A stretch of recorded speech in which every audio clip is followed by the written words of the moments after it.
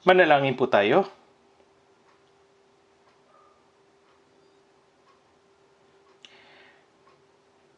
Mahabagin naming Amang Diyos na sa amin ay nagmamahal, sa huling panahong ipinasya mo sa mundong puno ng kasalanan at kasamaan, nagpapasalamat kami sa pagkakatawag mo sa amin mula rito at sa pagpapaunawa ng iyong dakilang pag-ibig at biyaya sa pagliligtas, sa pagbubukod sa amin bilang banal, at pagpapahintulot sa amin sa fellowship sa loob ng banal na iglesia. Panginoon, na sa amin ay nagligtas sa pamagitan ng iyong mahalagang dugo, ang aming katawan at kaluluwa ay sa iyo na binili ng iyong dugo. Nang ngayon, nais naming ipamuhay ang aming natitirang buhay para sa iyong kalooban at kaluwalhatian. Sa oras na ito, kami na tinubos ng mahalagang dugo ng Panginoon ay nagkakatipon sa iyong harapan.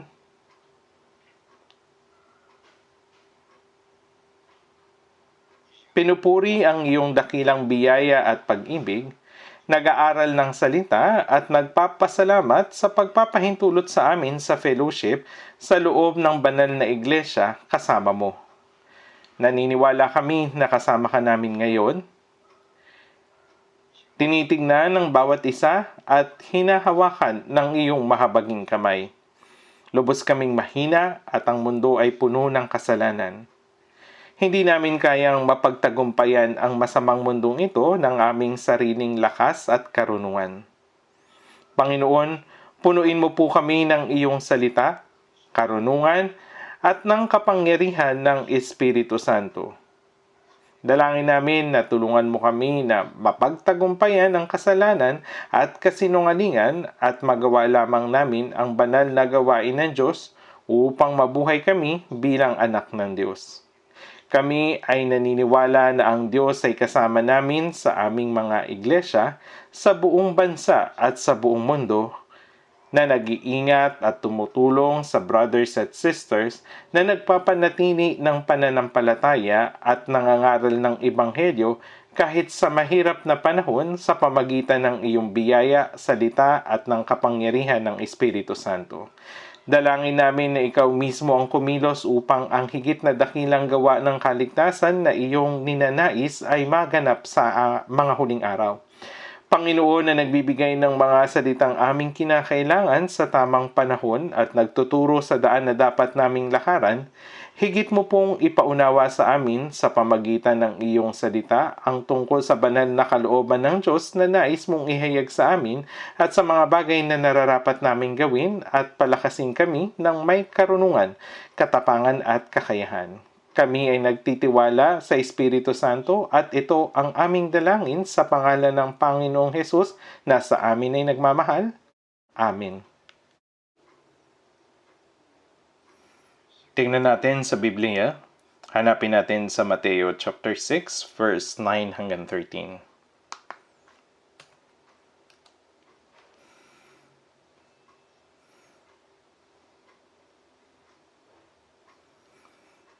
Mateo chapter 6, verse 9 hanggang 13. Basahin po natin ng marahan at ng sabay-sabay. Mateo chapter 6, verse 9 hanggang 13. Basahin natin ng sabay-sabay. Manalangin nga kayo ng ganito: Ama naming nasa langit, sambahin nawa ang pangalan mo, dumating nawa ang kaharian mo, masunod nawa ang kalooban mo, kung paanong sa langit, gayon din naman sa lupa.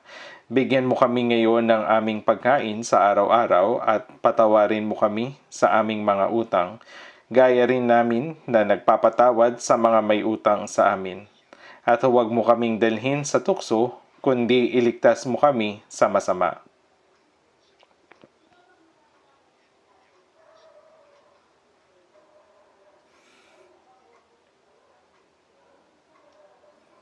Nung huling 2 linggo ay sinabi ko sa inyo ang tungkol sa panalangin ng Panginoon. Sa Mateo chapter 6, ito yung ating napag-usapan at pag-uusapan ulit natin ngayon. Ang panalangin ito sa katunayan ay simple. Ngunit naglalaman ito ng mahalagang bagay na hindi ko sinasabing kabisaduhin ninyo gaya ng isang orasyon. Sinasabi ng mananampalataya, sa linggo, ang mga tao ay nagkakatipon at sumasamba. Tama po ba? Marahil hindi pa natin nasasabi ating simula ng pagsamba tuwing linggo o Miyerkules. Dahil hindi sinasabi ng Biblia na ang pagsamba at pagtitipon sa isang lugar at pagsasagawa ng mga ritual. Sa Juan chapter 4, ang Diyos ay Espiritu. Kaya nga, mga kapatid, isinasamo ko sa inyo alang-alang sa mga kahabagan ng Diyos na inyong ialay ang inyong mga katawan na isang handog na buhay, banal na kasiya-siya sa Diyos na siyang inyong makatwirang paglilingkod. Dahil ang Diyos ay Espiritu, hindi mahalaga sa Diyos kung saan tayo nagkakatipon. Anong mga ritual ang ating sinusunod, anyo ng kabanalan meron tayo o uri ng mga gawa ang ating ginagawa. Dahil ang Diyos ay hindi laman na katulad natin, kundi Espiritu. Ang Diyos ay Espiritu at ang mga sumasamba sa Kanya ay kailangan sumamba sa Espiritu at katotohanan. Ang Espiritu at katotohanan ay ang Espiritu Santo at ang mga ligtas o hindi ligtas ay walang tunay na pagsamba sa Diyos. Ang buhay ng lahat ng mga ligtas na Kristiyano na nabubuhay para sa kalwalhatian ng Diyos, ito ay ang pagsamba. Kaya, bawat buhay na sumusunod sa Espiritu Santo, katotohanan at sa katotohanan ng Diyos ay isang alay na handog sa Diyos, sapagkat hinahanap ng Ama ang gayong mga sumasamba sa Kanya. Roma chapter 12 verse 1, inyong ialay ang inyong mga katawan na isang handog na buhay, banal na kasiya-siya sa Diyos. Sa Lumang Tipan, kapag yung mga Israelita ay naghahandog ng alay sa Diyos, sila ay nagkakatay ng mga tupa, kambing o guya sa templo at inihahandog bilang mga alay. Ang mga alay na kanilang inihahandog sa Diyos ay hindi mga alay na ginagawa o ginawa sa Espiritu at katotohanan. Pagkatapos dumating ni Jesucristo at ang mismong naging banal na handog na katanggap-tanggap sa Diyos. At ang lahat ng mga banal na naligtas pagkatapos maligtas ay nabubuhay ayon sa Espiritu Santo para sa kalwalhatian ng Diyos at ang kanilang buhay ay naging isang handog sa Diyos. Sinabi niya na ang buhay na handog ay hindi isang patay na handog kundi ang lahat ng ating buhay, mga salita, pag-iisip at gawain habang tayo ay nabubuhay ay ang mga buhay na handog na kalugod-lugod sa Diyos na tanggapin. Tinawag niya itong espiritual na pagsamba. Ngunit maraming tao ang di nakakaalam kung ano ang pagsamba. Kaya sila ay nagtitipon at nagsasabi, ating simula ng pagsamba. Tapos na ang pagsamba. Saan ito nakalagay sa Biblia? Tulad ito ng pagsamba ng mga pagano. Hindi dapat natin ito gawin. Kaya ang panalangin na itinuro sa atin ng Panginoon ay maaring makabisado kung ito ay babasahin ng buo at babasahin ng maraming beses. Ngunit ito ay hindi para kabisaduhin natin o gawin tulad ng isang orasyon. Pinag-aaralan na natin ng 2 beses ang panalangin na nakasulat dito sa Mateo chapter 6. At hindi pa rin natin napag-aaralan yung isang buong verse. Dahil hindi simple ang nilalaman nito. Marami ang nilalaman ng isang panalangin at maraming bagay ang dapat nating pag-isipan ng malalim tungkol dito.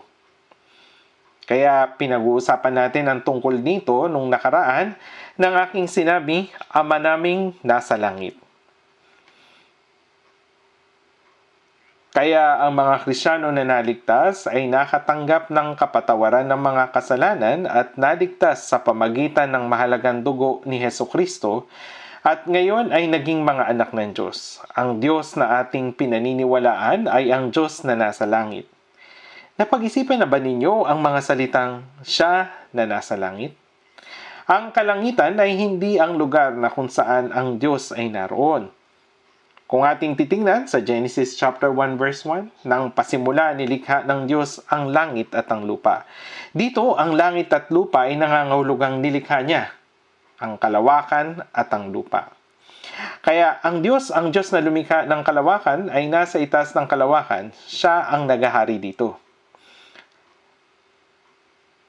Sa mga gawa, chapter 17 verse 24, ang Diyos na gumawa ng sanlibutan at ng lahat ng mga bagay na narito, siya na Panginoon ng langit at ng lupa. Ang salitang Panginoon, ito ay nangangahulugang naghahari at namamahala. Kaya sinasabi sa mga gawa, chapter 17 verse 24, ang Diyos na gumawa ng sanlibutan at ng lahat ng mga bagay na narito ay hindi tumitira sa mga templong ginawa ng tao. Noon, maraming tao ang nagtayo ng mga templo at nagsabing, ito yung Diyos na namumuno sa dagat. Ito yung namumuno sa mga bundok. Ito yung sa kasal. Ito naman yung nagbibigay ng maraming anak. Maraming Diyos. Opo, maraming Diyos noon. Nagtayo sila ng mga templo at sinasabing sinasamba nila ang Diyos na iyon, ngunit iyon ang sinasabi ng mga sumasamba sa idols. Halimbawa, yung mga Buddhist na gumawa at sumasamba sa maraming imahe ni Buddha. Gayunpaman, si Siddhartha Gautama na sinasabing nagtatak ng Buddhismo ay hindi kailanman nagsabi sa mga tao na maniwala, sumamba o gumawa ng anumang imahe. Ang Buddhismo ay walang bagay na sinasamba. Wala po talaga. Sa simula, wala po ito. Kahit sa mga kasulatan ng Buddhismo, wala ang mga ganong bagay. Tungkol sa paglikha ng mga hugis, pagyuko at pagsamba, ang mga iyon ay sinimulan ng mga sumunod na henerasyon dahil wala silang ibang magawa. Naranasan din ng mga Israelita kung paano sila pinangunahan ng Diyos palabas ng Ehipto at sila ay ginabayan patungo dun sa lupaing pangako ng Kanaan. Pinangunahan sila ng Diyos sa pamagitan ni Moises. Gayunpaman, nang umakyat si Moises sa bundok ng Sinai upang tanggapin ang 10 utos, hindi siya kaagad bumalik. Kaya sinabi ng mga tao dun sa Exodo chapter 32 verse 1, ang Moises na ito na naglabas sa amin mula sa lupain ng Ehipto ay hindi namin alam kung ano ang nangyari sa kanya. Si Moises ba ang Diyos na naglabas sa kanila? Hindi. Ang Diyos ang kumilos sa pamagitan ni Moises na tinawag na lingkod ng Diyos. Ngunit hindi makatiis ang mga tao kapag wala silang nakikitang konkretong bagay. Kaya sinabi nila, hindi namin alam kung ano ang nangyari sa Diyos na nagdala sa atin, kaya gumawa tayo ng Diyos para sa ating sarili. Tinipon nila ang lahat ng ginto na dinala nila mula sa Ehipto at kumuha ng isang rebulto ayon sa mga pamamaraan na nakita nila sa mga taga-Ehipto. Matapos gawin ang gintong guya, sinabi nila, ang mga ito ay ang inyong mga Diyos o Israel na naglabas sa inyo mula sa lupain ng Ehipto.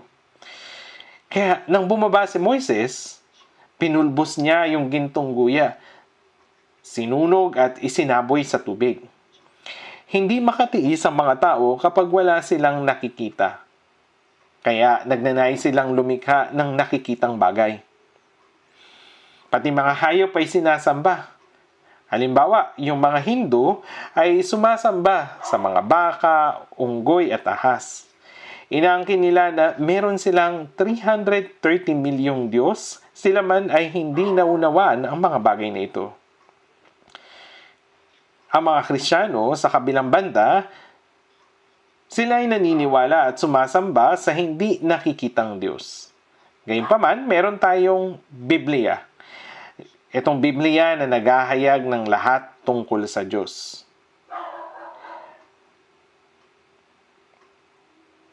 Bagamat hindi natin nakikita ang Diyos,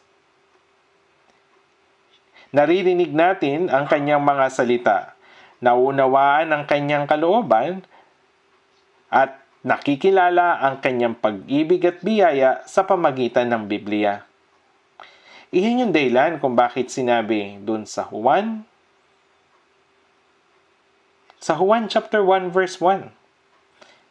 Sa pasimula ay ang salita, at ang salita ay kasama ng Diyos, at ang salita ay Diyos. Opo, ipinahayag ng Diyos ang kanyang sarili sa pamagitan ng kanyang salita.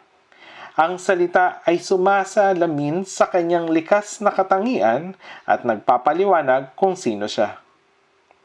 Ngunit, dahil hindi nila alam ang salita, kahit ang mga nagsasabing naniniwala sila sa Diyos ay patuloy na nagsisikap na lumikha ng isang bagay na sasambahin.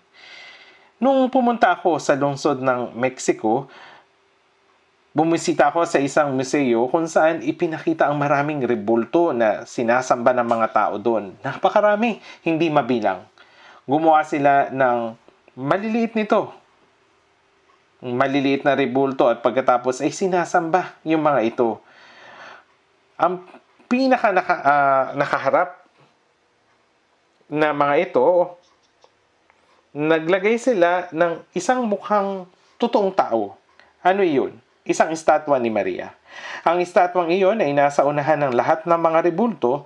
Meron ding isa pa. Kung tatawagin ko ba itong bagay o nilalang, hindi ako sigurado. Ngunit yumuyuko rin ang mga tao sa harapan nito. Talagang nakakagulat. Ang estatwang Diyosa na iyon ay orihinal na sinasamba sa sinaunang Roma. Sa huli, ang mga hindi makapaniwala sa hindi nakikitang Diyos sa pamagitan ng Biblia ay nararamdaman ang pangangailangan lumikha ng isang bagay na sasambahin, maging ito man ay isang partikular na lugar o ritual. Ang ilang tao ay iniisip pa nga na ang Diyos ay nasa loob lamang ng church building. Sa labas ng iglesia, ginagawa nila ang anumang nais nilang gawin, kumikilos ng walang ingat at nagpapakasasa. Ngunit kapag pumasok na sila sa iglesia, bigla silang nagbabago. Diyos, kamusta ka na? Sa nakaraang linggo, hindi talaga ako namuhay ayon sa iyong kalooban at medyo nahihiya ako tungkol doon. Ngunit nandito ako upang sambahin ka.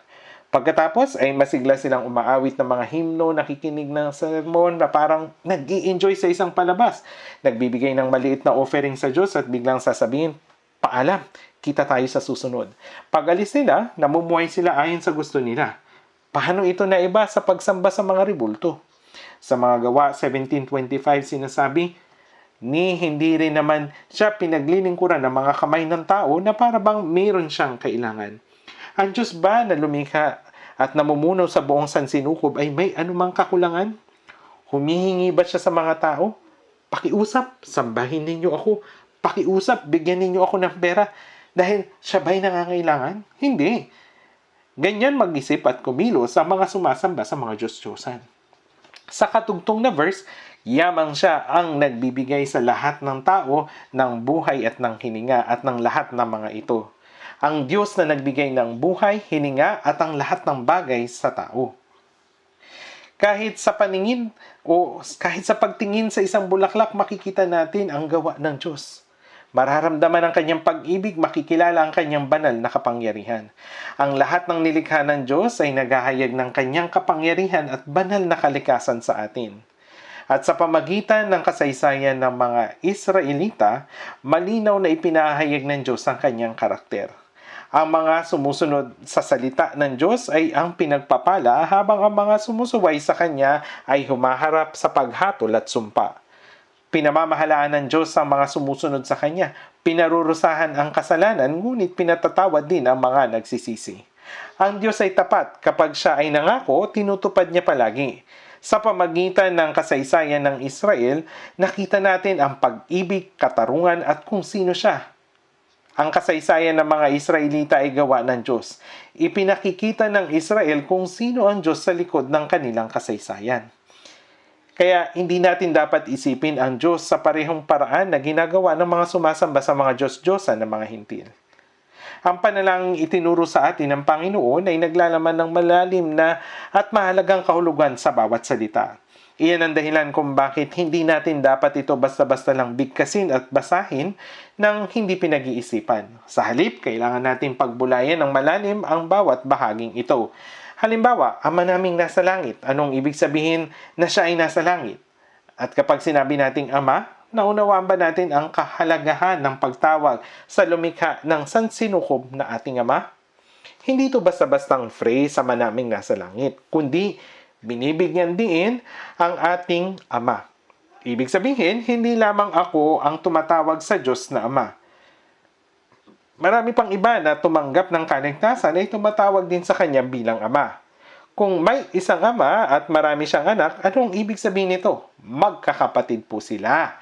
Iyan ang dahilan kung bakit sinabi sa Mateo chapter 12 verse 15, sapagkat sino mang gumagawa ng kalooban ng aking Ama na nasa langit ay siyang aking mga kapatid na lalaki at babae at ina. Kaya malalim nating pag-isipan kung gaano kamangha-mangha na tayo ay maaring tumawag sa Diyos na ating Ama. Dapat din nating kilalanin na maraming brothers at sisters na tumatawag din sa Kanya bilang Ama. Ang mga anak na ipinanganak sa parehong mga magulang ay natural na nagiging malapit, nagmamahala, nagtutulungan sa oras ng kagipitan, nakikiramay sa isa't isa sa mga paghihirap at sama-samang gumagawa. Gayun din, ang mga tumanggap ng kaligtasan ay may kapatid sa ilalim ng isang ama, ang Diyos. Ang mga pisikal na pamilya ay konektado sa pamagitan ng dugo, ngunit tayo ay pinagbubuklod ng buhay na walang hanggan at ng Espiritu Santo. Meron pong isang himno na nagsasabing, "We are one body, joined by the same blood, brothers and sisters." Magaling umawit ang mga tao ng himno, ngunit tunay ba nilang itinuturing ang kanilang mga espiritual na kapatid na mas malapit kaysa kanilang mga kapatid sa laman? Tulad ng nabanggit ko nung nakaraang linggo, ang ating mga relasyon sa pamilya sa loob ay tumatagal lamang ng ilang dekada at pagkatapos ay nagtatapos, magpakilanman. Ang ilang tao ay nagtataka, hindi ba tayo namumuhay kasama ang ating mga pamilya sa langit? Hindi po. Hindi tayo mamumuhay kasama nila. Hindi po.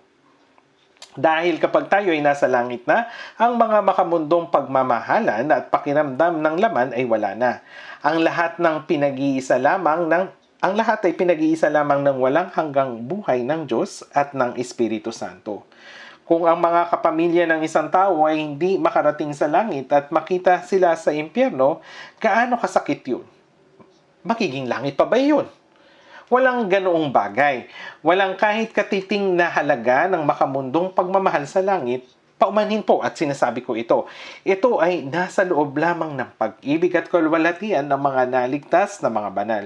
Walang pag-aalala, takot o kalungkutan. Iyan ang dahilan kung bakit habang meron pa tayong pisikal na katawan, meron tayong mga pamilya, kapatid, tahanan at pang-araw-araw na buhay at dahil dito, humaharap tayo sa maraming limitasyon. Gayunpaman, naunawaan ng mga naligtas kung gaano kahalaga ang magkaroon ng walang hanggang mga brothers at sisters na tumanggap ng parehong dugo at naging isang katawan sa pamagitan ng Espiritu Santo.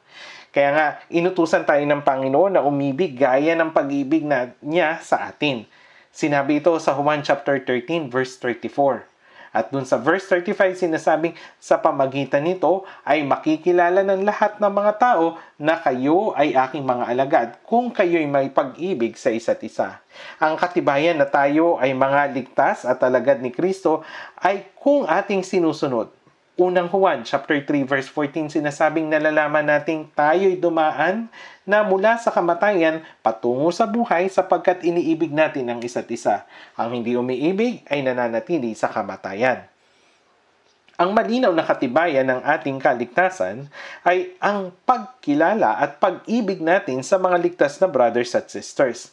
Kaya nga, sa unang Juan chapter 3 verse 16, sinasabi nito, dito natin nakikilala ang pag-ibig sapagkat ibinigay niya ang kanyang buhay alang-alang sa atin. Ibinigay ng Panginoon ang kanyang buhay alang-alang sa atin para iligtas tayo. Kaya, nakikilala natin ang pag-ibig. Sinasabi din dito, at nararapat nating ibigay ang ating mga buhay alang-alang sa mga kapatid. Hanggang saan tayo dapat umibig? At nararapat nating ibigay ang ating mga buhay alang-alang sa mga kapatid. Magagawa po ba natin ito? Kahit maging ang ating mga sariling pamilya ay mahirap ibigay ang ating buhay. Mas mahirap itong ibigay sa ating kaibigan. Ngunit sa Juan chapter 15 verse 13 hanggang 14 sinasabi, walang may higit pang dakilang pag-ibig kaysa rito na ibigay ng isang tao ang kanyang buhay dahil sa kanyang mga kaibigan. Kayo'y aking mga kaibigan kung ginagawa ninyo ang mga bagay na aking inuutos sa inyo.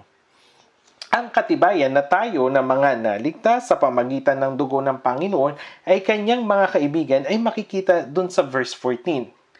Ang paggawa sa mga inutos ng Panginoon ay patunay na tayo ay ang kanyang kaibigan. Ganito kahalaga ang mga brothers at sisters. Kahit ang mga kapatid natin sa laman ay may magkakaibang itsura, ugali o katangian, magkakapareho ba silang lahat? Minsan magkakasundo, may pagkakataong nagtatalo. Minsan, may mga magkakapatid na nag-aaway dahil sa mana kahit na buhay pa ang kanilang magulang. Meron nga akong nakita na magkapatid na nag-away na may hawak na kutsilyo dahil lamang dun sa maliit na mana kahit na buhay pa yung magulang nila. Ang tindi ng pag-aaway nilang iyon. Nakakagulat po ito. Ito ay isang malaking pagtatalo. Gayunpaman, ang mga naligtas na mga anak ng Diyos, yung mga magkakapatid, magpakailanman na binili ng dugo ng Panginoon, napupuot, nag-aaway at nagtatalo kahit sa mga maliit na bagay. Ayaw kong pumunta sa church dahil ayaw kong makita yung brother na yun. Ginawa ito ni sister sa akin. Maaaring may nagawa silang hindi mabuti pero ibig sabihin ba nito, dapat natin silang kaputan? Kaya nga sinasabi sa Biblia, sa unang Juan chapter 3 verse 15, ang sino mang napupuot sa kanyang kapatid ay isang mamamatay tao at nalalaman ninyo ang buhay na walang hanggan ay hindi nananatili sa sino mang mamamatay tao. Kaya kapag sinabi natin, Ama naming nasa langit, wala ba tayong pananagutan? Kapag sinabi natin na Diyos Ama, ganito lang ba ang sagot niya? Ano yun? Kapag sinasabi natin, Aming Ama, hindi ba siya nagtatanong ng ganito? Nabubuhay ba talaga kayo bilang magkakapatid? Kayo na tumatawag sa akin na Ama? Nabubuhay ba kayo bilang magkakapatid na karapat-dapat na tawagin akong Ama? Ano ang sasabihin ninyo kapag tatanungin kayo ng Diyos? Kaya dapat nating pag-isipan ng malalim ang bawat salita. Ama naming nasa langit, sambahin nawa ang pangalan mo. Sambahin nawa ang pangalan mo. Ninanais natin na ang pangalan ng Diyos ay sambahin. Paano ito mangyayari? Dapat nating gawing banal ang pangalan ng Diyos upang siya ay mapapurihan. Ang isang anak na pinararangalan ng pangalan ng kanyang ama at hindi inilalagay sa kahihiyan. Kapag may taong nagtatanong ano yung pangalan ng iyong ama, sinasabi lang ba nila na Kim ganito o Lin ganyan? Hindi po. Bawat pantig ng kanilang pangalan ay sinasabi natin ng may paggalang. Bakit po? Dahil ba curious sila sa bawat karakter ng pangalan? Hindi po. Ito ay dahil hindi dapat natin banggitin ng walang ingat ang pangalan ng kanilang ama. Hindi lamang iyon, kapag ang isang anak ay nakagawa ng hindi mabuti, ang kahihiyan ay malalagay sa kanilang ama. Kaninong anak kaya ito? Naku, dahil sa nagawa ng batang ito, masisira ang kanyang ama. Merong isang tao na nasa kapangyarihan kung saan yung anak niya ay nakagawa ng karumal-dumal na krimen at nakulong. Sinabi ng mga tao, naku, tignan ninyo ang batang ito. Paniguradong masisira ang pangalan ng kanyang ama.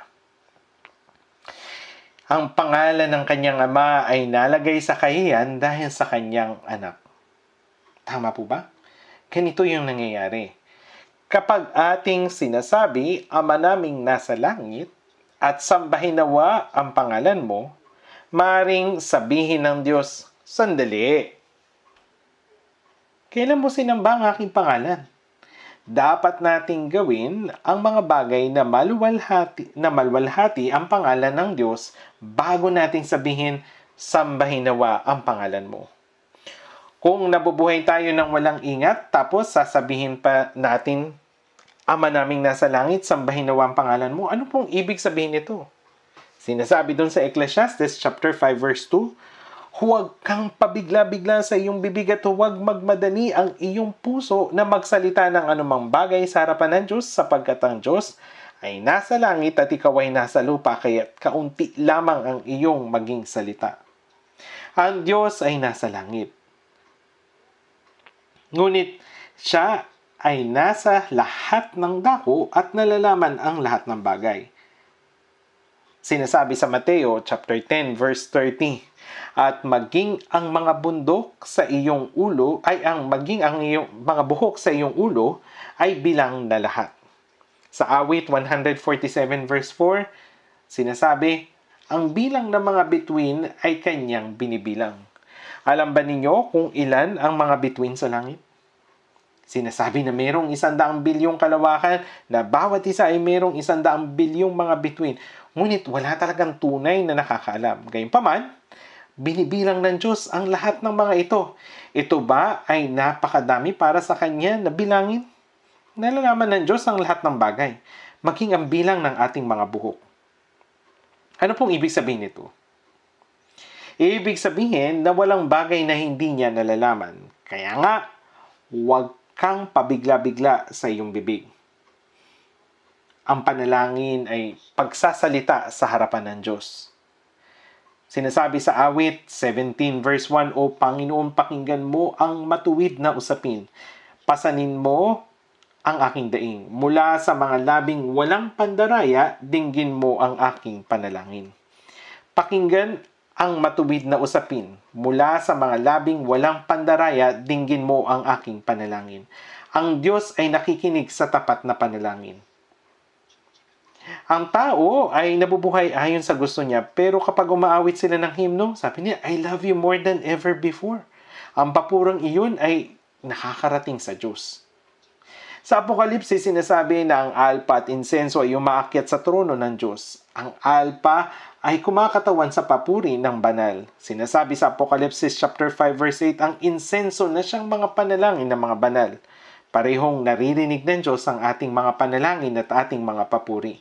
Hindi lamang tayo umaawit sa ating mga sarili na iniisip ng ilan, wow, ang galing nilang kumanta. Ang Diyos ay nakikinig din. Kaya nga sinasabi sa awit 33 verse 1, magala kayo sa Panginoon o kayong matuwid. Ang pagpupuri ay nababagay sa matuwid. Ang pagpupuri ay dapat din namang maging tapat. I love you more than ever before. Kung iniibig nila ang pera, ang kanilang sarili, at ang kalayawan ng higit sa Diyos, paano nga nila magagawang ibigin ng higit ang Diyos? Hindi ko po alam kung mabuti ba na wala tayong himno para sa offering. Kung ang ibang mga simbahan ay meron nito, umaawit sila ng choir na I give everything I have to the Lord without holding back. Tapos ipapasa nila yung lagayan, tapos yung mga tao magbibigay ng pera. Ayaw niyang magbigay ng malaki, nahihiya, yan po, kasi barya lamang kaya tutunog. Dumalo na ako sa ganong simbahan nung ako ay nasa middle school.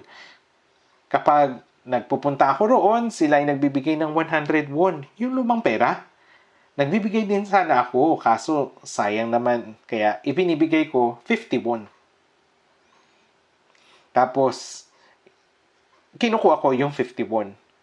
Nung mga panahon na yon, hindi pa naman natin nalalaman ang biyaya ng Diyos o kung ano yung kaligtasan. Anyway, hindi lamang dapat tayo magbigay sa Diyos ng maliit na halaga, kundi maging ang ating ding puso at ating katawan dahil ito ang pagmamay-ari ng Diyos. Sa unang Korinto chapter 6 verse 19 hanggang 20, o hindi ba ninyo nalalaman na ang inyong katawan ay templo ng Espiritu Santo na nasa inyo na tinanggap ninyo mula sa Diyos at kayo ay hindi sa inyong sarili sapagkat kayo'y binili ng isang halaga kaya't luwalhatiin ninyo ng inyong katawan ng Diyos. Kaya ang pagbibigay ng mga bagay ng Diyos sa Kanya ay ang buhay sa pananampalataya. Bago ko maligtas, inaari kong akin ang lahat ng bagay. Binigay ko kung ano ang akin sa Diyos. Ngunit pagkatapos kong maligtas, yung nagmamay-ari ng lahat ng meron ako ay nagbago. Kapag ikaw ay mayroong bahay tapos ibinenta mo ito, nagbago yung nagmamay-ari nito, hindi po ba? Magbabago po kagaya nito. Yung rehistro nito ay mapapalitan ng pangalan. May lilipat nun sa ibang tao, tama po ba? Tayo mga naligtas, hindi na natin pagmamay-ari yung ating sarili. Maging yung ating katawan at kaluluwa. Ito ay nagbago at naging sa Panginoon na. Kung hindi natin ito nalalaman at susubukan nating mabuhay ng ayon lamang sa sarili nating kagustuhan, sasabihin sa atin ng Diyos, bakit mo ginagamit ang mga pag-aari ko na ayon lamang sa kagustuhan mo? Tapos kapag humarap tayo sa Diyos, iniisip natin na binigay natin kung anong meron tayo sa Kanya. Tatanungin ng Panginoon, Ginamit mo ba yung aking mga bagay ayon sa aking kalooban o ginamit mo ito ayon sa iyong kalooban? Paniguradong tatanungin niya tayo ng ganito, kaya dapat tayong manalangin ng may katapatan. Pakinggan mo ang aking katapatan. Kung nabubuhay tayo sa ating sariling paraan at sariling kagustuhan, tapos sasabihin natin, Ama namin, sambahin nawa ang pangalan mo. Hindi ba't pagsisinungaling ito? Kailan mo sinamba yung pangalan ko? Ganito ang sasabihin ng Diyos. Ang taong iyon ay nagsisinungaling. Ang panalangin ay dapat na tapat. Ang panalangin ay hindi iyong bagay na nagtatapos lamang sa amin. Kung tayo'y mananalangin, dapat tayong mabuhay ayon sa ipinalalangin sa atin o ipinalangin natin. Dapat nating sambahin ang pangalan ng Diyos sa pamagitan ng ating salita at gawa. Ang ating Diyos Ama ay karapat-dapat na sambahin. Karapat-dapat siya. Tama po ba? Dapat po. Tingnan natin sandali. So, Roma chapter 2. Roma chapter 2. Roma chapter 2. Verse 23 hanggang 24. Verse 23 hanggang 24. Babasahin ko. Ikaw na nagmamalaki dahil sa kautusan, nilalapastangan mo ba ang Diyos sa pamagitan ng paglabag sa kautusan? Sapagkat ang pangalan ng Diyos ay nalalait sa mga hintil dahil sa inyo, gaya ng nasusulat. Ang talatang ito ay para sa mga Hudyo na bayang pinili ng Diyos na nagsasabing sila'y bayang pinili ng Diyos at nagmamalaki sa kautusan. Subalit, bakit nila nilipastangan ng Diyos sa pamagitan ng paglabag sa kautusang ibinigay niya sa kanila? Ibinigay ng Diyos ang kautusan sa mga Israelita at ito ang kautusan ng Diyos. Ang kautusan ay banal at ang utos ay banal at matuwid at mabuti. Ipinapakita nito kung ano ang kabanalan, katwiran at kabutihan ng Diyos. Kaya kung iniingatan nating banal, mabuti at matuwid ang kautusan, talagang itinuturing natin ang pangalan ng Diyos Ama na banal, matuwid at mabuti. Subalit, ang bayang pinili ng Diyos ba ay lalapastangan sa Kanya sa pamagitan ng paglabag sa kautusang ibinigay ng Diyos? Ang paglabag sa kautusan ng Diyos ay pagpapabaya sa Diyos. Ito'y paglalapastangan sa Diyos. Kung sinasabi ng sinumang iginagalang ko ang aking ama, subalit ayokong sundin ang sinasabi niya, kung gayon, iginagalang ba niya talaga? Ito'y isa ring kasinungalingan. Sino ang hindi nagsasalita sa kanilang bibig? Kapag sila'y umaawit ng himno, parang minamahal talaga nila ang lahat. Mayroong nagsasabi na ang mga mananampalataya kay Kristo ang pinakasinungaling tuwing linggo. Kailan? Ang mga himnong inaawit natin sa pagpupuri ay magaganda. Ang nilalaman nito ay mabuti. Subalit, ang kanyang pamumuhay at ang kanyang pag-awit ng himno ay magkaiba. Parang nananalangin sa Diyos at talagang napakabanal, subalit ang kanyang buhay ay hindi kagaya nito. Kapag iniisip kong magsinungaling sa Diyos, nasasaktan ako, hindi po ba? Ang paglabag sa kautusan ng Diyos ay paglapastangan sa Kanya. Gayon din, ang hindi pagsasabuhay sa salita ng Diyos. Hindi lamang ito para sa mga Hudyo. Tayo na mga Kristiyanong naligtas at tumatawag sa Diyos na ating Ama ay dapat na ingatan ang salita ng Diyos. Tama po ba? Bakit ba natin pinag-aaralan ng Biblia? Ano naman ang gagawin natin pagkatapos matuto ng lubos tungkol sa Biblia? Upang sundin ito, upang matutunan kung ano ang kalooban ng Diyos at nakakalugod sa Diyos. Magbago kayo sa pamagitan ng pagbabago ng inyong pag-iisip upang mapatunayan ninyo kung alin ang mabuti, kasiyasiya at lubos na kalooban ng Diyos. At pinag-aaralan natin ang Biblia hindi lamang upang maunawaan ito kundi mabuhay ayon sa kalooban ng Diyos at nakakalugod sa Diyos. Alam ninyo at pinag-aaralan niya ang Biblia. Subalit, hindi lubos niya ito alam, wala siyang ginagawa. Sinabi ni Propeta Ezekiel sa mga tao, sila'y nagsisiupo sa harapan mo na gaya ng aking bayan at kanilang dinirinig ang iyong mga salita, ngunit hindi nila ginagawa sapagkat sa pamagitan ng kanilang mga labi ay nagpapakita sila ng malaking pag-ibig, ngunit ang kanilang puso ay nasa kanilang pakinabang. Sa pamagitan ng kanilang mga labi, umaawit sila ng mga himno, nananalangin ng taimtim, ginagawa ang lahat. Subalit sinusunod nila ang pagnanasa ng kanilang mga puso. Kapag nakikita ninyo ang mga taong nagsasabing naniniwala sila kay Jesus sa kalangitan ng kanilang pagtitipon, sila'y parang mga banal at taimtim at ang kanilang mga panalangin ay mahinahon at nilalaman ng kanilang mga himno ay talagang mabuti. Mayroong mga patutuo ng pananampalataya, pangako sa harapan ng Diyos, mga patutuo, mga salita tungkol sa Kristiyanong pamumuhay, maraming himno at laman ng mga panalangin. Subalit, ang mga himnong ito ay hindi lang basta-basta ginawa. Tutusin, ito po ay mga pananampalatayang isinulat sa tula ng isang born-again na Kristiyano at kalaunan, naglapat ng musika dito at inawit ito bilang isang himno. Subalit, ang mga taong ito na umaawit ng himno ay lubos na magkaiba ang puso sa puso ng taong sumulat nito. Inaawat lang nila ito ng para sa kasiyahan. Kapag nakikita ninyo yung mga taong umaawit dito sa mundo, makikita ninyo umaawit sila ng hindi tugma sa kanilang sitwasyon. Umaawit sila ng kanta tungkol sa pag-iwan sa kanilang lugar habang nakahilata sa sahig ng bahay. Hindi ba tugma yung nilalaman?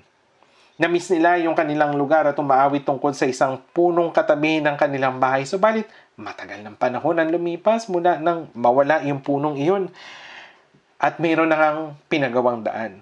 Ang mga taong umaawit ng himno ay umaawit lamang ng hindi pinag-iisipan. Kaya nga nagmamalaki yung mga Hudyo na sila'y bayang pinili ng Diyos at nagmalaki tungkol sa kautusan.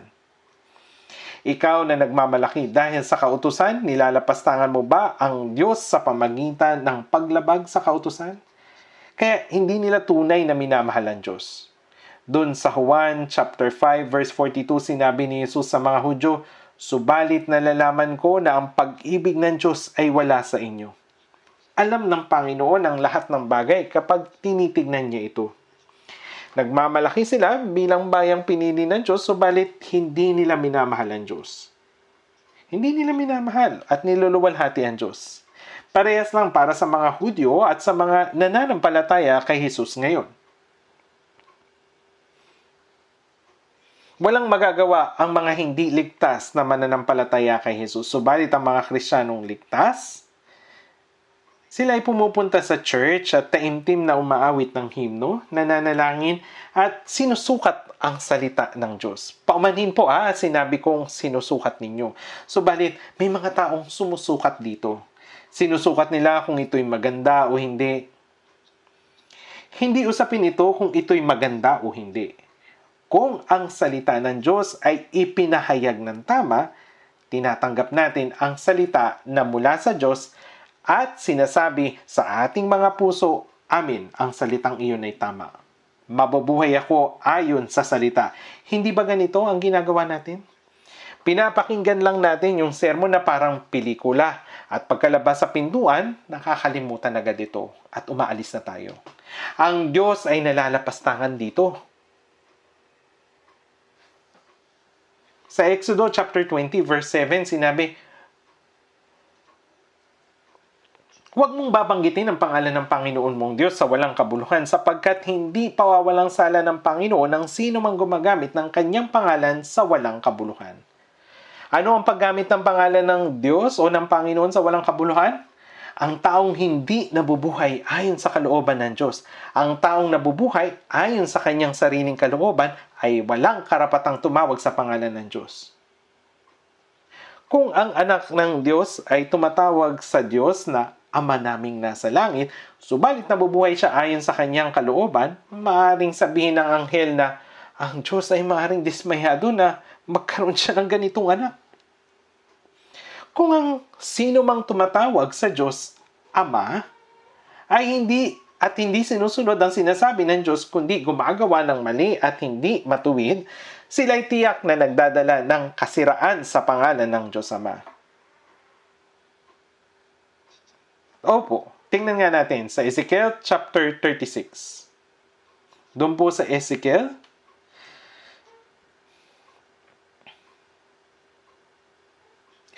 chapter 36 verse 19. verse 19 hanggang 20. Babasahin ko po yung verse 19 hanggang 20 ng Ezekiel chapter 36.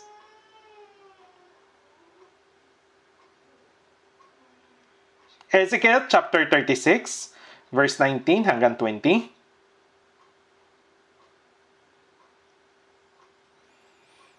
Tingnan po natin, Ezekiel chapter 36, verse 19 hanggang 20.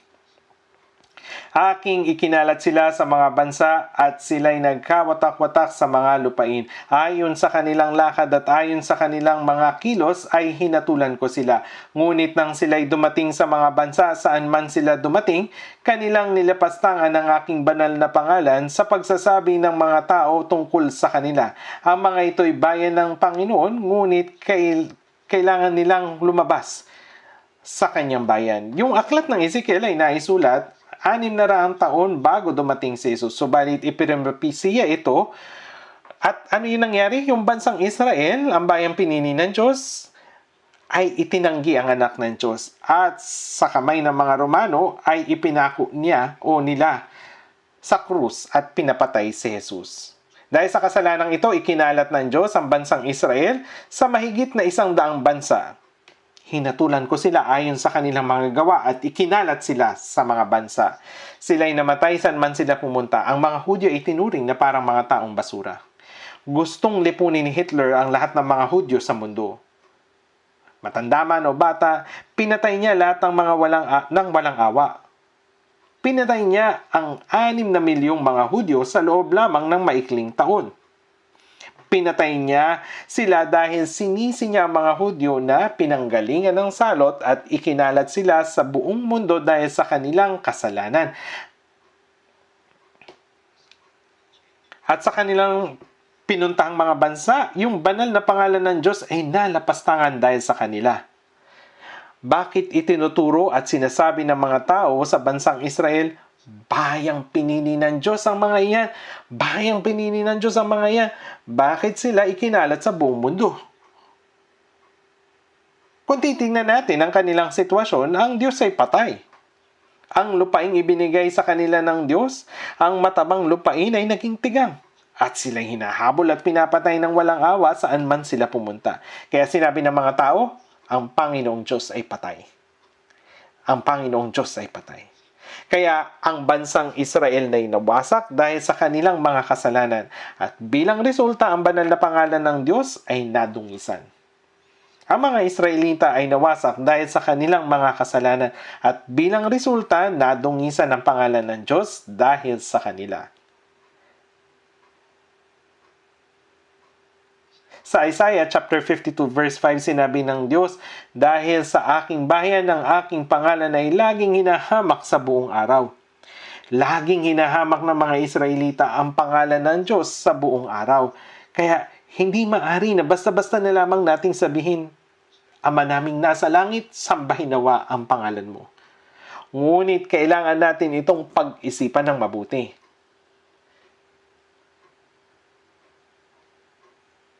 Mayroong malalim na bagay na sa panalangin na ito, sa maiksing panalangin na ito. Sinasabi sa atin ni Jesus ang pinakamahalagang punto ng panalangin. Sa Ebanghelyo, ayon kay Juan, chapter 14, verse 8 hanggang 9, sinabi sa kanya ni Felipe, Panginoon, ipakita mo sa amin ang Ama at kami ay masisiyahan na. Sinabi sa kanya ni Jesus, ang nakakita sa akin ay nakakita sa Ama. Paano mo sasabihin, ipakita mo sa akin ang Ama? Sa Ebanghelyo, ayon kay Juan chapter 1 verse 17, ang kapangyarihan at kabanalan ng Diyos ay naipakita sa pamagitan niya, ni Jesus, na siyang Diyos na nagkatawang tao. Sa Ebanghelyo, ayon kay Juan chapter 1 verse 1, sa simula ay ang salita, at ang salita ay kasama ng Diyos, at ang salita ay Diyos. Sa verse 14, at naging tao ang salita at tumahang kasama namin. Ang Diyos na nagsalita na naging tao ay si Jesus. Siya ay si Jesus. Sa lumang tipan, nagsalita ang Diyos sa pamagitan ng salita. At ngayon, ang salita ng Diyos ay naging tao. Ang pagkapanganak buhay, kamatayan, muling pagkabuhay at ang pag-akyat sa langit ni Jesus. Ang lahat ng ito ay patunay kung sino ang Diyos at kung gaano tayo kamahal ng Diyos.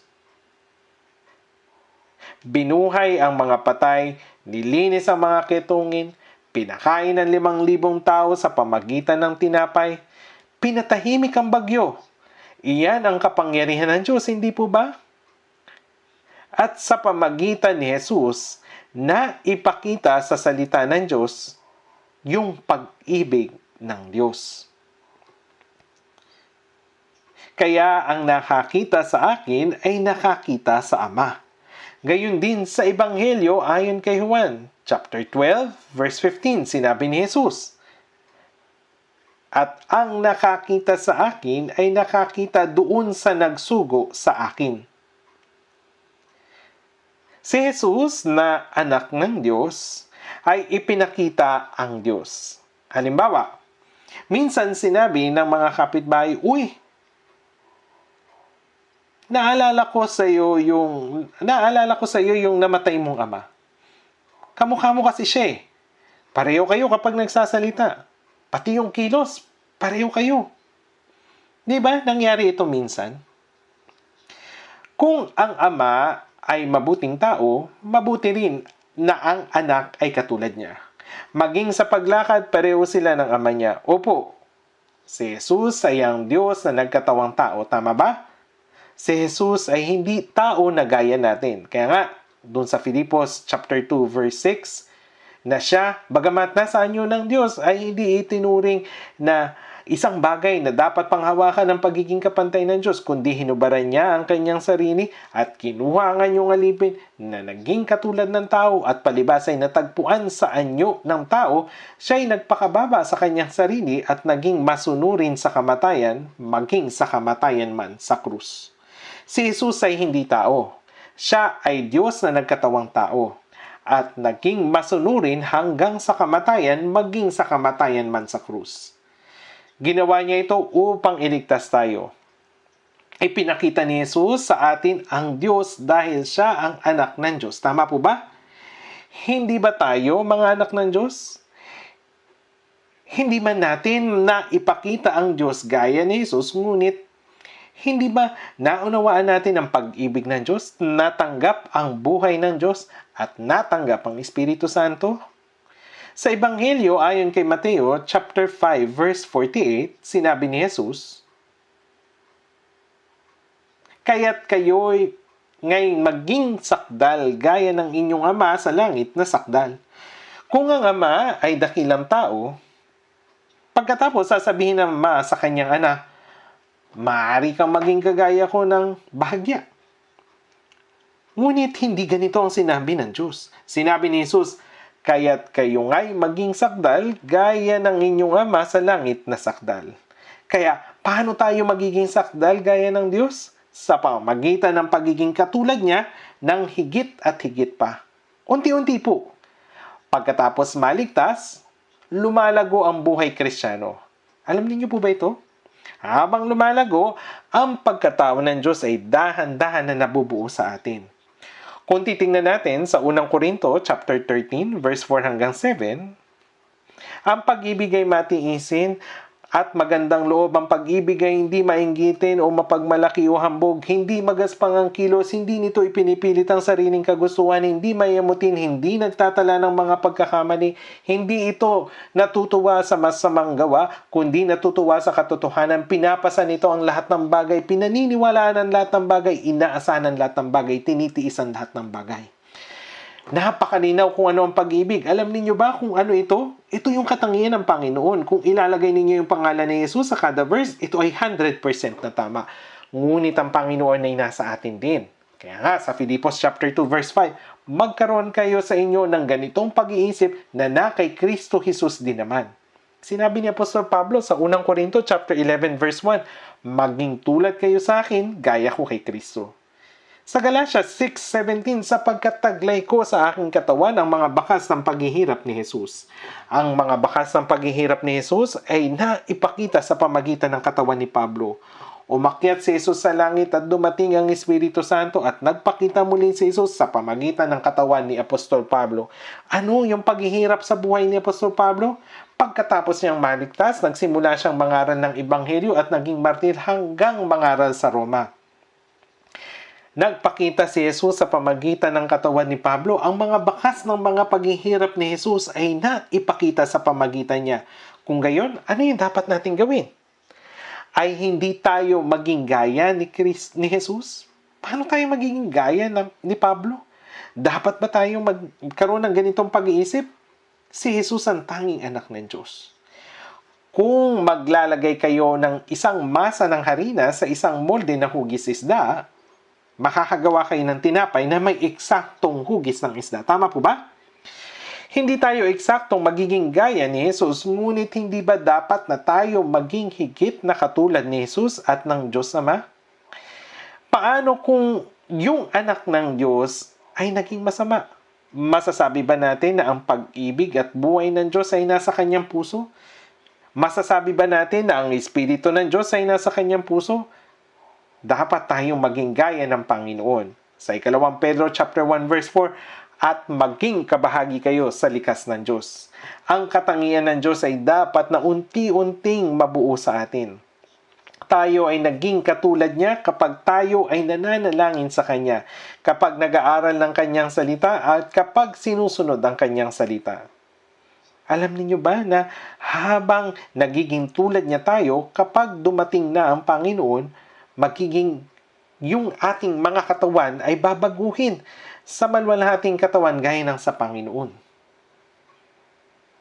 Kung titignan natin na maigi sa unang Juan chapter 3, verse 2 hanggang 3, makikita ninyo ito.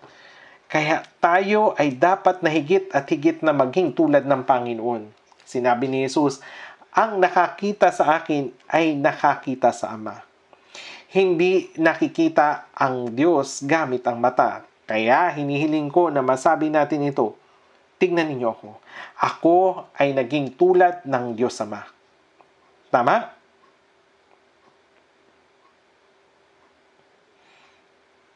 Dapat higit at higit pa tayong maging tulad ng Diyos.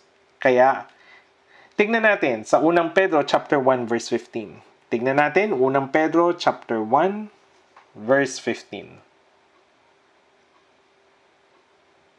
Basahin natin ng sabay-sabay. 1 Pedro chapter 1 verse 15. Sa halip yamang banal ang sa inyo'y tumawag, maging banal naman kayo sa lahat ng paraan ng pamumuhay sapagkat nasusulat kayo'y maging banal sapagkat ako'y banal. Yamang banal ang sa inyo'y tumawag. Ang Diyos ang tumawag sa atin. Iyon ay si Jesus. Yamang banal ang sa inyo'y tumawag.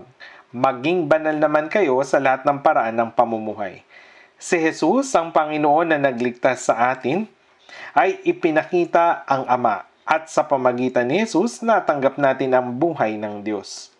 Kaya, yamang banal lang sa inyo'y tumawag, maging banal naman kayo sa lahat ng paraan ng pamumuhay. Sa lahat ng paraan ng pamumuhay. Magbago ang ating buhay kung magbabago ang ating buhay o ang ating puso. Maging banal naman kayo sa lahat ng paraan ng pamumuhay. Ang kabanalan ay ang mahiwalay mula sa mali at marumi. Dapat tayong mahiwalay. Dapat ding mahiwalay ang ating mga pag-iisip mula sa mga tao sa mundo. Bakit? Dahil iba ang ating buhay. Iba ang ating pag-asa. Ang ating layunin sa buhay ay iba sa mga tao sa mundo. Ang mga tao sa mundo ay walang pakialam sa paraan, basta lamang makakain ng sagana at mabuhay ng marangya. Kapag hindi nila ito magawa sa sarili nilang paraan, nandadaya sila. Nabubuhay sila ng walang pakialam kung paano ang paraan, ngunit hindi tayo ganun.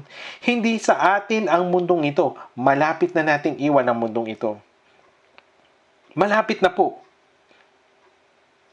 Kaya nabubuhay sila, yung mga hindi ligtas, nang walang pakialam kung paanong paraan. Ngunit hindi tayo ganun. Hindi sa atin ang mundong ito. Malapit na nating iwan ang mundong ito. Sabi, this world is not my home. I'm just a passing through. My treasure are laid up somewhere beyond the blue. The angels beckon me from heaven open door, and I can't feel at home in this world anymore. Nagkaroon ako ng Bible seminar doon sa Incheon nung nakaraang linggo. Maraming mga brothers and sisters ang nagtipon. Kaya sinabi ko, maaaring dumating ang Panginoon ngayong taon. Kapag nangyari yon, magkita tayong muli sa langit. Sinabi ng mga brothers and sisters, opo. Ngunit, kung hindi pa siya dumating ngayong taon, magkita tayo muli sa Incheon Church. Ito yung ating iniisip araw-araw. Kung hindi dumating ngayon ang Panginoon, darating siya bukas. Even if there's a strange clouds floating in the sky, I wonder if our Lord will come. I look far and wide and say, "O Lord, when will you come?" Jesus, who said He would come again, when He left, when will you come? Kailan? Kailan ka darating? Kung hindi ngayon dumating ang Panginoon, darating kaya siya bukas? Dapat tayong maghintay araw-araw. Totoo po ito. Nabubuhay tayo sa panahon na maaari na natin itong gawin. Lahat ng mga tanda bago dumating ang Panginoon ay nangyari na. Napakaraming tanda sa Biblia na dapat mangyari bago ang pagdating ng Panginoon. Ngunit, kung meron isa na hindi pa natutupad, ay sabihin ninyo sa akin. Tingin ko ay wala na. Lahat ng tanda ay nangyari na. Ngayon ay maaari nang dumating ang Panginoon. Kaya nga ang ating pag-asa at ang layunin ng ating buhay ay lubhang magkaiba mula sa mga tao ng sanlibutan ito. Kaya hindi natin maiwasan na maging kakaiba mula sa mga tao sa mundong ito. Sa Juan chapter 15, sinasabi ni Jesus, ngunit dahil kayo hindi taga sanlibutan, kundi tayo pinili ko o kayo'y pinili ko mula sa sanlibutan. Tayo ay ganap na hiwalay mula sa sanlibutan. Tayo ay mga taong inihiwalay para sa kalwalatian ng Diyos bilang mga tao sa langit. Dapat natin itong malaman. Ngunit maaari ba nating gayahin ang pag-iisip, kilos at layunin ng mga tao sa sanlibutan? Sila ay mga tao na pupunta sa impyerno. Makikisama pa tayo sa grupong iyon? O ito ay kakilakilabot. Ang leader nila ay si Satanas. Opo. Sinabi ng Diyos, kayo nga'y magpakabanal sapagkat ako'y banal. Dahil ang Ama ay banal, ang Anak ay dapat maging banal din. Kaya ang panalangin na ito ay sinasamahan ng banal na pamumuhay. Ama naming nasa langit, sambahin nawa ang pangalan mo. Ang mga tao sa sanlibutan ay tinitingnan ng ating pamumuhay. Sinasabi natin na tayo ay naligtas, na tayo ay mga anak ng Diyos, at na meron tayong pag-asa sa langit. Ito ang ating sinasabi. Sinasabi natin na tayo ay kakaiba mula sa sanlibutang ito. Kaya't binubuksan nila ng malaki ang kanilang mga mata at pinagmamasdan kung ito ay totoo. Kapag hindi, sinasabi nila, magaling kang magsinungaling. Ang mga tao sa sanlibutan ay mayroong napakatalas na paningin at nakikita nila tayo. Kaya pinagmamasdan nila ang ating pananampalataya, ang ating patuto, ang ating pag-asa. At kapag nakita nila na tayo ay namumuhay bilang mga ligtas na tao, nakikita nila na tayo ay mga totoong Kristiyano. Sa isang kumpanya, yung isang sister ay naligtas at ang kanyang buhay ay ganap na nabago. Sinabi niya, naniniwala ako na ngayon ay meron akong matatag na pananampalataya at ako ngayon ay merong pag-asa sa langit. Kaya't yung mga tao sa kanyang paligid na nag-isip, lahat naman na naniniwala kay Jesus ay sinasabi yan. At patuloy nilang pinagmasdan ng sister. Ngunit ang buhay ng sister ay unti-unting nagbago. Kaya't sila'y nagtaka. Anong nangyari sa mundong ito? Anong nangyari sa iyo? Sinabi ng sister, halika kayo, tignan ninyo. Sa 1 chapter 4, ang makasalanang babaeng Samaritana ay nagsabi, natagpuan ko na si Jesus ang Kristo. Kaya naman,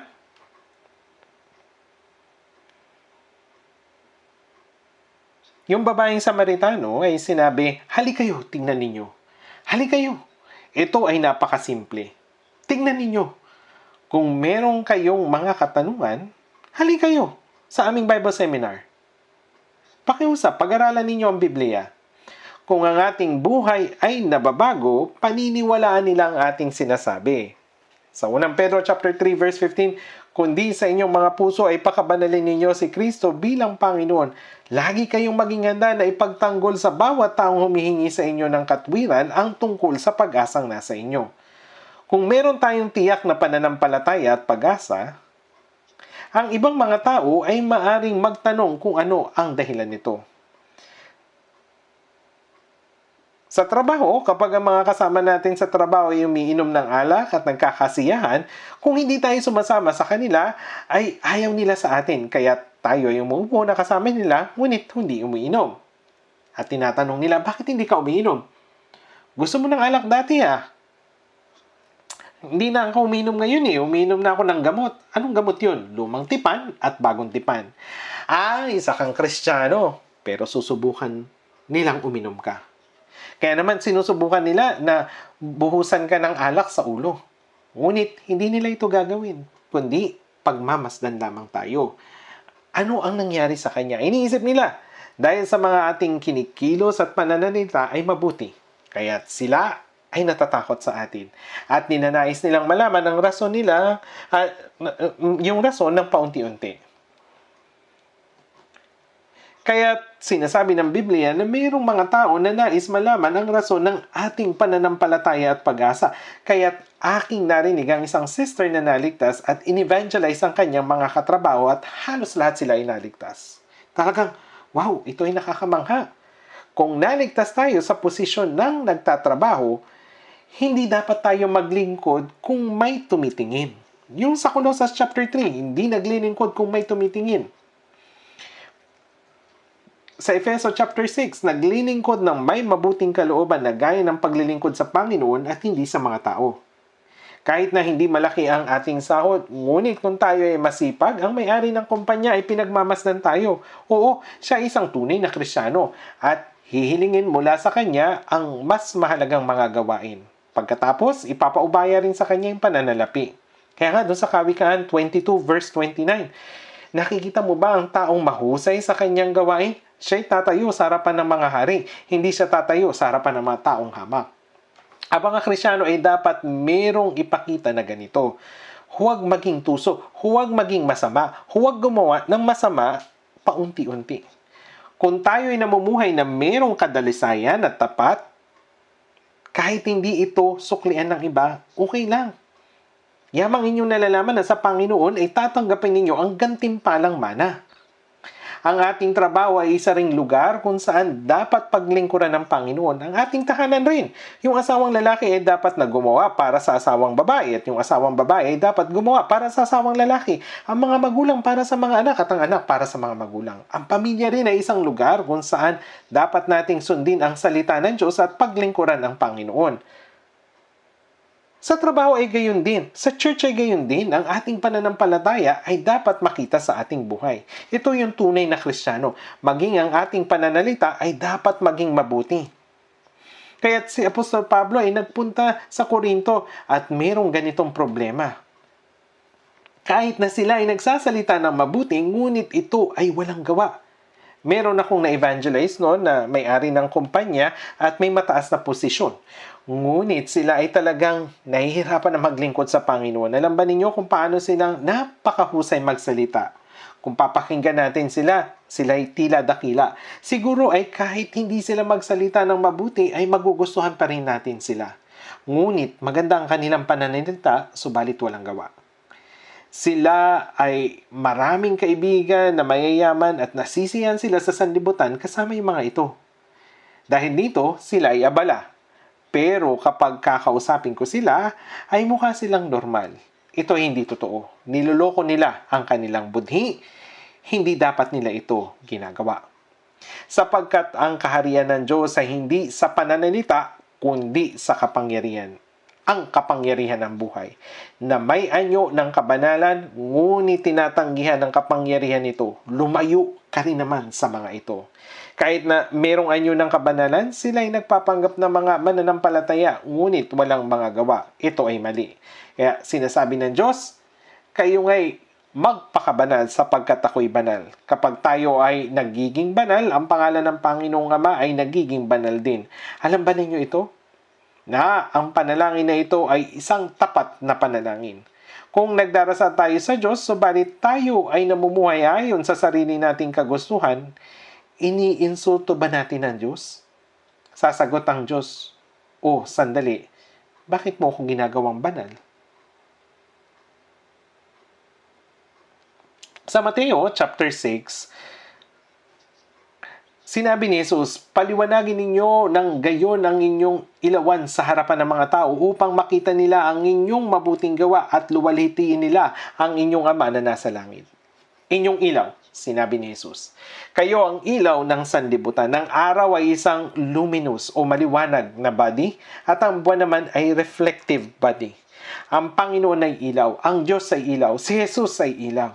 Sa 1 chapter 9 verse 5, habang ako'y nasa sanlibutan, ako ang ilaw ng sanlibutan. Muling nagsalita sa kanila si Jesus, ako ang ilaw ng sanlibutan. Ang sumusunod sa akin na hindi kailanman lalakad sa kadiliman, kundi magkakaroon ng ilaw ng buhay. Si Jesus ang nagdala ng ilaw ng Diyos. Si Jesus ang siya ring liwanag. Ang mga naligtas na tao ay ang mga nakatanggap ng liwanag. Tama ba? Natanggap natin ang liwanag. Hindi tayo luminous body o maliwanag na bagay, kundi reflective body. Dapat tayong makatanggap ng liwanag mula sa Panginoon at dapat ay ipakita natin ito sa sanlibutan. Gayunman, ang buwan ay sinasalamin ang liwanag ng araw. Ngunit minsan ito ay full moon, maliwanag, minsan half moon, minsan naman ito ay crescent moon, maliit lamang. Bakit? Tayo na mga naligtas na tao ay mga ilaw din. Ngunit, ang ibang tao ay kagaya ng crescent moon, maliit na kagaya ng ginuhit na kilay.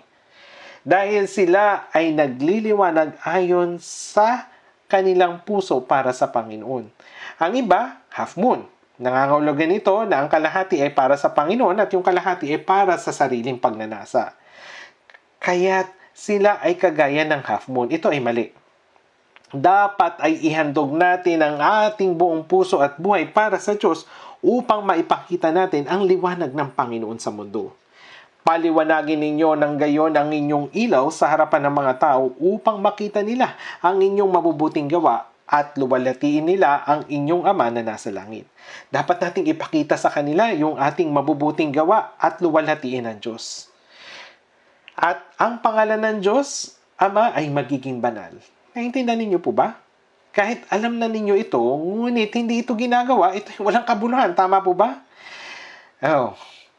Basahin natin nga doon sa 1 Pedro chapter 2 verse 12. 1 Pedro chapter 2 verse 12. Basahin natin ito ng sabay-sabay. 1 Pedro chapter 2 verse 12.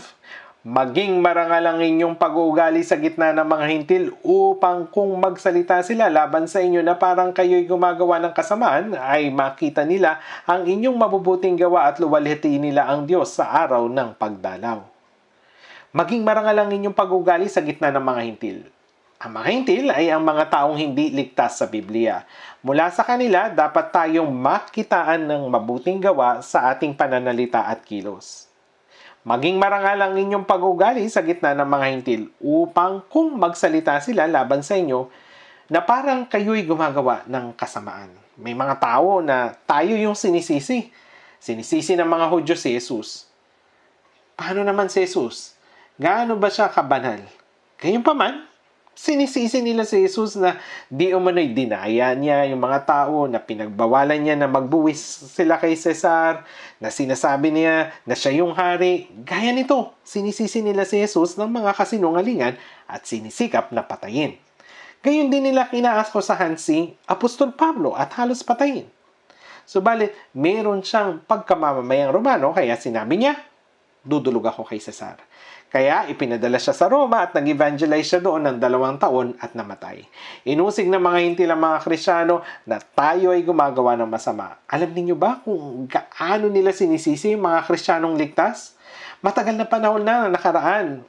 6 na buwan akong pagkatapos kong maikasal, pumunta ako sa Mokpo kung saan wala pa tayong church para mag-evangelize. Ito ay noong 1969. Nanatili po ako doon at tumira ng 5 taon. Kaya nagsimula ang Mopo Church at sinundan ito ng Gwangju Church. Anyway, ang gusto kong sabihin ay maraming tao noon ang gusto akong ipapatay. Sino? Mga pastor na hindi ligtas. Gusto nila akong ipapatay. Sinisisi nila ako. Subalit, iningatan ako ng Diyos mula sa kanila. Kung magsalita sila laban sa iyo na parang kayo'y gumagawa ng kasamaan. Alam ninyo ba kung gaano karaming tao umuusig sa atin? May mali ba tayong ginagawa? Meron ba sa atin na hindi ayon sa Biblia? Ngayon ay hindi na natin tinitiis ang mga taong pumupuna sa atin. Halimbawa, kapag may isang pastor mula sa isang malaking church ang tumawag sa atin ng isang erehiya, naghahanda tayo ng isang regalo at binibisita sila. Hello po, narito po kami para kamustahin kayo, pastor. Nasabi daw po ninyo ng aming church ang Life Word Mission ay isang erehiya. Kung oo, sa tingin ko po ay hindi tayo nagkakaunawaan. Nakapakinig na po ba kayo ng sermon namin? May mga libro po kami na nailimbag sa church at makikita rin po ninyo yung mga sermon sa Life Word Mission website. Napanood na po ba ninyo yung Sunday sermon, Wednesday sermon, yung Bible seminar o yung retreat seminars po namin? Meron po ba sa amin na taliwas sa Biblia? Bakit ninyo po tinatawag na erehiya kung hindi naman po ninyo pala napakinggan yung sermon namin? Hindi ba tatayo tayo sa harapan ng Diyos at pananagutin tayo sa mga ito? Tinawag ng mga Hudyo si Jesus na isang erehe at ipinako sa krus. Tinagurian din nila si Apostol Pablo na pinuno ng isang erehe at pinag-usig. Sinikap din nilang patayin siya. Parehong bagay din ang nangyayari sa ngayon. Inusig at pinagpatay ng simbahang Katoliko ang maraming Kristiyano na itinuring nila bilang erehiya. Agad-agad nilang sinusunog na hindi man lang nililitis. Hindi ba nila yung pananagutan? Kapag sinabi natin, ang mga ito, hindi na nila tayo aakusahan. Noon ay may isang pastor na mataas ang posisyon sa Presbyterian Church. Napakaraming tao ang nagsalita laban sa atin. Minsan ay palihim siyang pumunta sa ating church at itinago ang kanyang pagkakakilanlan. Umupo siya doon sa likuran, gaya ng isang baguhan, at nakinig sa ating sermon. Kalaunan, sinabi niya, pagkatapos kong makinig, wala akong nakitang anumang mali. Itinuro ninyo lamang ang dalisay na ebanghelyo. Sa katunayan, may isang makapal na libro na tinatawag na Orthodoxy and Heresy. Sinabi niya, pumunta ako sa Life Word Mission at ako mismo ang sumuri sa lahat. Hindi sila isang erehiya. Ipinapangaral lamang nila yung dalisay na ebanghelyo. Subalit, dapat nating maunawaan ang talatang ito. Maging marangal ang inyong pag-ugali sa gitna ng mga hintil. Ang pahayag na luwalhatiin nila ang Diyos sa araw ng pagdalaw ay nangangahulugan na kapag tayo ay nananalangin at nag-i-evangelize, darating yung araw na bubuksan ng Diyos ang kanilang mga mata upang makaunawa. Sa araw ng kaligtasan ay luluwalhatiin nila ang Diyos. Kaya dapat nating ipakita ang ating mabuting gawa bilang katibayan na tayo ay mga anak ng Diyos. Hindi lamang ito na napapabanal ang pangalan ng ating Ama, kundi na ipapahayag din nito na tayo ay kabilang sa katotohanan. Na tayo ay mga alagad ni Kristo. Kung hindi natin susundin ang salita ng Diyos na ating natutunan at natanggap, dapat nating maunawaan na ang pagsuway na ito ay hindi paggalang sa pangalan ng Diyos. Hindi tayo basta mga Kristiyano. Hindi tayo mga reliyosong tagasunod lamang. Tayo ay mga Kristiyano, mga anak ng Diyos. Tayo ay mga taong may pag-asa sa langit, mga taong nagtataglay ng Espiritu Santo. Nabubuhay tayo na may malinaw na layunin. Hindi ba dapat iba na ang ating pamumuhay? Pwede bang mabuhay ang isang taong ligtas gaya ng isang taong hindi ligtas? Pwede ba na ang taong pupunta sa langit ay namumuhay gaya ng taong pupunta sa impyerno? Hindi po maaari. Sinasabi sa Mateo chapter 5 verse 14, kayo ang ilaw ng sanlibutan. Tayo ay mga taong iniwalay mula sa kadiliman. Ang liwanag at kadiliman ay magkaiba. Paano nga ang isang taong ligtas ay namumuhay na parang isang paniki? Hindi dapat ganito. Yung paniki, hindi siya daga, hindi rin siya ibon. Hindi tayo dapat mabuhay ng ganito. Bilang mga anak ng Diyos, dapat tayong mabuhay ng may katapangan, ng may lakas ng loob. Natatakot ba kayo kapag pinupuna o inuusig kayo ng mga tao? Hindi. Dapat nating sabihin sa kanila, halika, at ikaw mismo ang tumingin. Sabihin mo sa amin kung ano ang mali. May ilang mga tao ang pumupunta ng lihim, nakikinig at sa huli ay nakakatanggap ng kaligtasan. Nung nag-evangelize ako sa Bokpo, maraming mga pastor ang nagsasalita ng laban sa akin. Subalit isang elder sa isang malaking church ang lihim na pumunta sa ating church at kalaunan ay nagsabing palaging sinasabi ng pastor namin na ang lugar na ito ay isang erehiya. Kaya na-curious ako kung ano ang erehiya.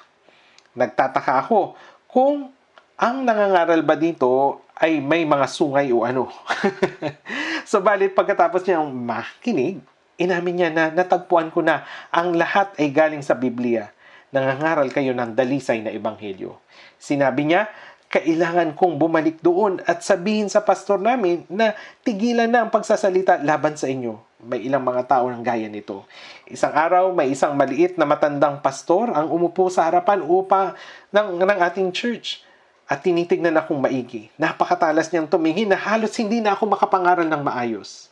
Opo, sa kabila nito, sinabi ko pa rin yung kailangan kong sabihin. Pagkatawas ng sermon, bigla siyang nagmadaling lumapit sa akin at sinabing, sa totoo lang, napakaraming pastor ang pumunta sa lugar na ito.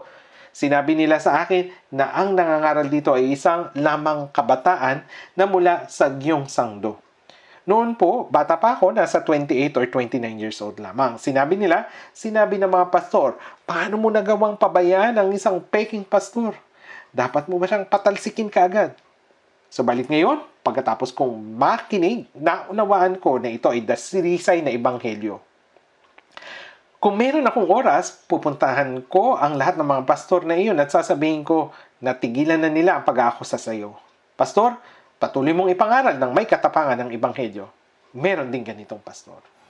May mga hindi normal na uri ng tao pero hindi natin kailangan matakot sa kanila. Ang sanlibutang ito ay parehong sanlibutan na nagpako sa anak ng Diyos. Si Apostol Pablo na nagsulat ng 14 na aklat sa Bagong Tipan ay binansagang pinuno ng isang erehiya. Tinugis siya ng mga Hudyo upang patayin. At sino sila? Sila yung mga taong nagsasabing naniniwala sa Diyos. Maging sa panahon na ito, alam ninyo kung gaano kinasusuklaman at pinag-uusig ang mga hindi ligtas. Ng mga hindi ligtas ang born again Christian.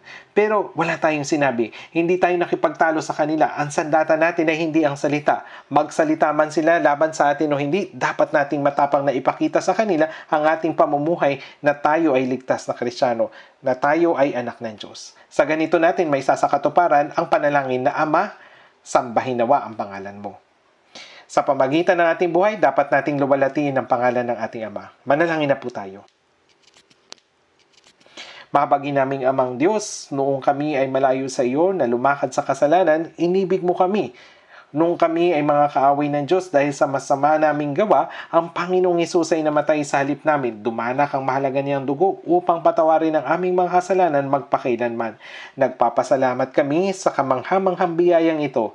Salamat sa paghiwalay sa amin bilang mga banal mula sa mundong ito at sa pagpapahintulot sa amin na mamuhay sa aming nalalabing buhay para sa iyong kalooban at kalwalhatian. Habang nabubuhay kami sa mundong ito, tulungan mo po kami na maipakita sa lahat na kami ay iyong anak. Patnubayan at pamahalaan mo po kami sa aming buhay sa gayon sa pamagitan namin ang iyong banal na pangalan ay maluwalhati at masamba. Dinadalangin namin ito sa pangalan ni Jesus na aming Panginoon. Amen.